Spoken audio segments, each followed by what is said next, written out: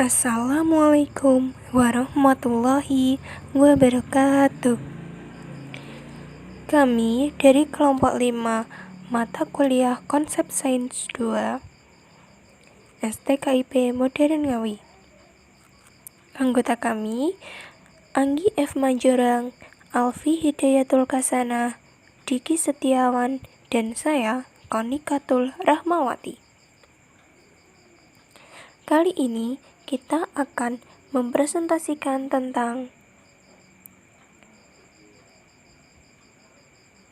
materi dan perubahan materi. Selanjutnya, yang pertama adalah definisi. Materi disebut juga dengan zat. Nah, zat atau materi ini adalah sesuatu yang memiliki massa, memiliki volume, memiliki sifat-sifat tertentu, dan menempati ruang. Untuk mengetahui apakah sesuatu itu termasuk materi atau bukan, misalnya, udara menempati ruang ditunjukkan oleh balon udara yang mengembang bila ditiup. Cahaya dan sinar bukan merupakan materi, sebab tidak dapat menempati ruang. Itulah beberapa contoh untuk mengetahui apakah sesuatu itu termasuk dalam materi atau zat atau bukan. Selanjutnya yaitu wujud materi. Wujud materi dibagi menjadi 3. Yang pertama adalah zat padat. Zat padat mempunyai ciri-ciri sebagai berikut. Yang pertama, bentuknya tetap. Yang kedua, volumenya tetap. Yang ketiga, letak partikel berdekatan. Yang keempat, gerakan partikel tidak bebas. Dan yang kelima, gaya partikel sangat kuat. Yang terakhir adalah susunan partikel sangat berdekatan. Ciri-ciri zat padat sesuai pada gambar di samping.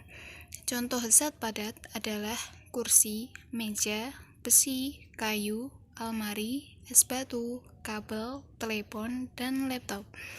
Selanjutnya, wujud materi yang kedua adalah zat cair.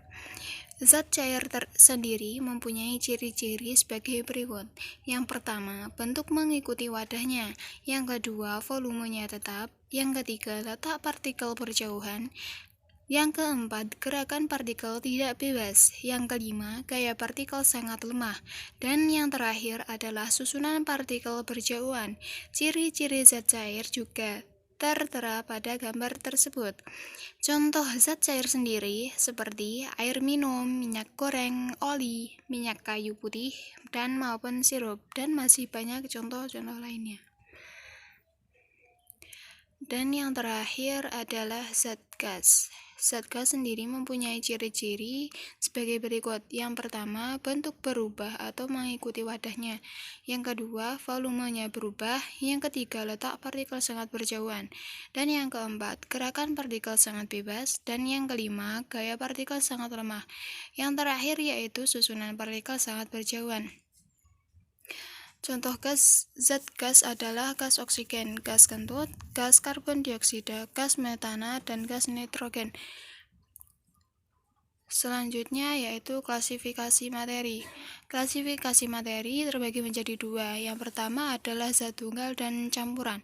Zat tunggal mempunyai yang pertama yaitu unsur dan senyawa.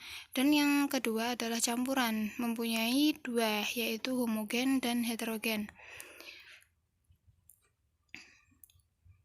Selanjutnya adalah unsur.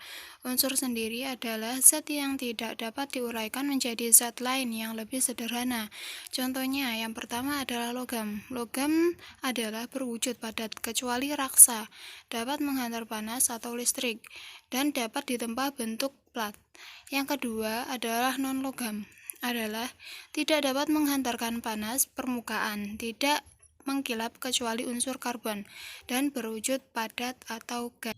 Senyawa adalah zat tunggal yang oleh beberapa jenis unsur atau dapat diartikan, senyawa adalah zat yang terbentuk oleh beberapa atom dari berbagai jenis unsur yang saling terikat secara kimia. Dan senyawa tersebut dibagi menjadi dua, yaitu menurut asalnya terbentuknya. Yang pertama adalah senyawa organik, yaitu senyawa yang berasal dari makhluk hidup atau yang terbentuk oleh makhluk hidup itu sendiri, seperti gula pasir, urea, asam cuka. Dan yang kedua adalah senyawa anorganik, yaitu senyawa yang tidak berasal dari makhluk hidup. Dan senyawa anorganik tersebut dibagi menjadi tiga. Yang pertama, senyawa oksida, seperti karbon dioksida dan karbon monoksida.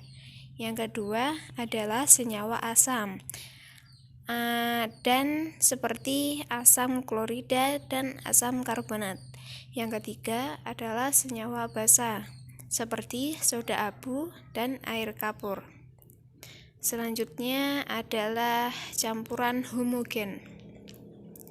Campuran homogen adalah campuran jika batas zat-zat penyusunnya tidak nampak dan masing-masing partikel zatnya tersebar merata. Contohnya yaitu larutan oralit yang terdiri dari air, gula, dan garam.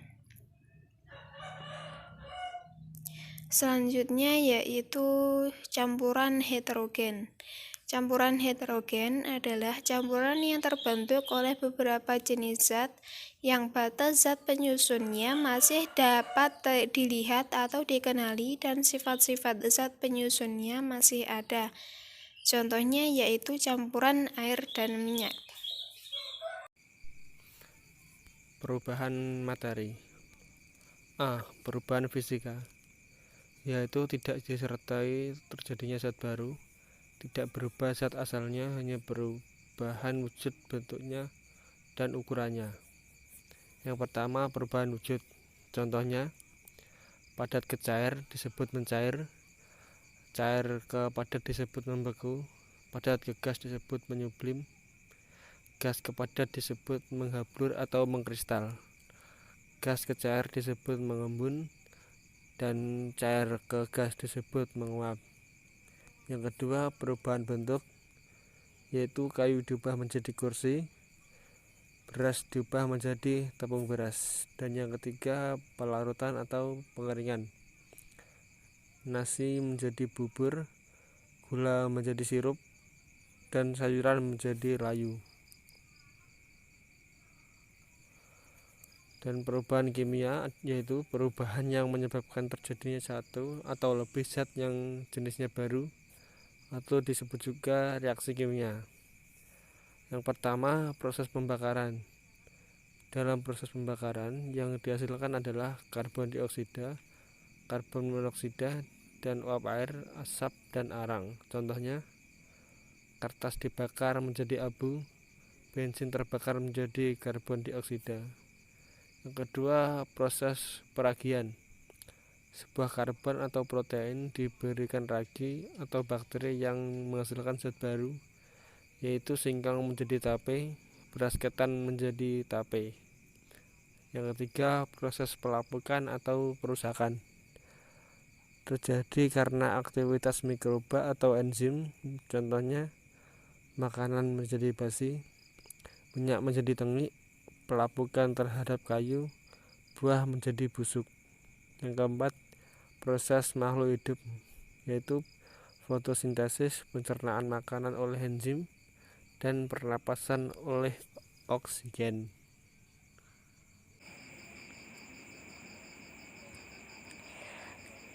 Yang kelima adalah perbedaan perubahan fisika dan perubahan kimia. A. Perubahan fisika. 1. Bersifat sementara. 2. Tidak menyebabkan terbentuknya materi baru. 3. Hanya melibatkan perubahan pada sifat fisika materi. Kita bahas satu persatu. Yang pertama, bersifat sementara. Artinya, zat yang sudah berubah dapat dirubah kembali menjadi bentuknya semula. Contohnya, zat cair atau air bila sudah berubah menjadi padat atau es, dapat berubah wujud kembali menjadi zat cair. Kedua, tidak menyebabkan terbentuknya materi baru. Artinya, sifat-sifat atau unsur-unsur materinya tetap dan tidak mengalami perubahan. 3. Hanya melibatkan perubahan pada sifat fisika materi. Artinya, sifat fisika yang berubah adalah berupa wujud, bentuk, dan ukurannya saja. B. Perubahan kimia. 1. Bersifat kekal atau permanen. 2. Menyebabkan terbentuknya materi baru. 3. Melibatkan perubahan pada sifat fisik maupun sifat kimia. Oke, kita bahas satu persatu. 1. Bersifat kekal atau permanen. Artinya, materi yang telah berubah tidak dapat kembali menjadi wujudnya semula, baik sifat fisik maupun sifat kimianya. 2. Menyebabkan terbentuknya materi baru. Yang ketiga, melibatkan perubahan pada sifat fisik maupun sifat kimia. Selain perubahan fisik yang terjadi, tetapi juga melibatkan perubahan kimianya. Contohnya, nasi menjadi basi. Selain fisiknya yang berubah menjadi basi atau sedikit lembek yang mulanya nasi biasa normal, namun juga terjadi perubahan sifat kimianya juga. Sifat kimia yang dimiliki nasi berbeda dengan sifat kimia yang dimiliki nasi yang sudah basi. Itulah beberapa perbedaan perubahan fisika dan perubahan kimia. Oke, sekian presentasi dari kelompok 5. Apabila ada kurang lebihnya kami mohon maaf yang sebesar-besarnya. Sekian dan terima kasih. Wassalamualaikum warahmatullahi wabarakatuh.